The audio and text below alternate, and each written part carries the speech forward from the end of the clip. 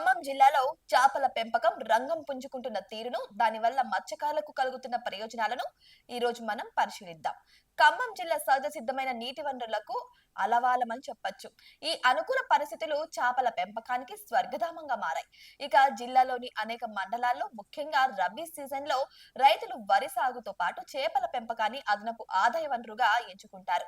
అయితే గతంలో మాకు పెద్దగా ఆదాయం ఉండేది కాదని, చేపల పెంపకం మొదలుపెట్టిన తర్వాత మా జీవితాలు మారాయని, ఇప్పుడు మంచి లాభాలు వస్తున్నాయని, పిల్లల చదువులు, ఇంటి ఖర్చులు సులభంగా చేసుకోగలుగుతున్నామని అక్కడి జాలర్లు చెబుతున్నారు. ఇక ప్రభుత్వం మత్స్యకారులకు అందిస్తున్న ప్రోత్సాహకం కూడా ఈ రంగం అభివృద్ధికి దోహదపడుతుంది. ఇక సబ్సిడీపై చేప పిల్లలు, దానా, సాంకేతిక సహాయం అందించడం ద్వారా రైతులను ప్రోత్సహిస్తుంది. దీనివల్ల సాంప్రదాయ మత్స్యకారులతో పాటు కొత్తగా ఈ రంగంలోకి వస్తున్న వారు కూడా లబ్ధి పొందుతున్నారు.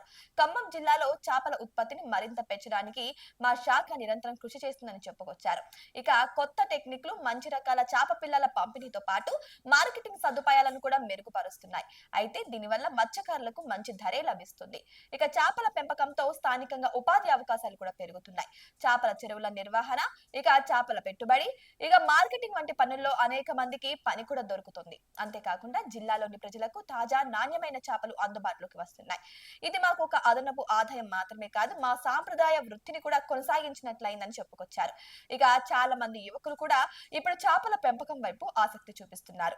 ఖమ్మం జిల్లాలో చేపల పెంపకం కేవలం ఆర్థిక అభివృద్ధి మాత్రమే కాకుండా స్థానిక ఆహార భద్రతకు, పర్యావరణ సమతుల్యతకు కూడా దోహదపడుతుంది.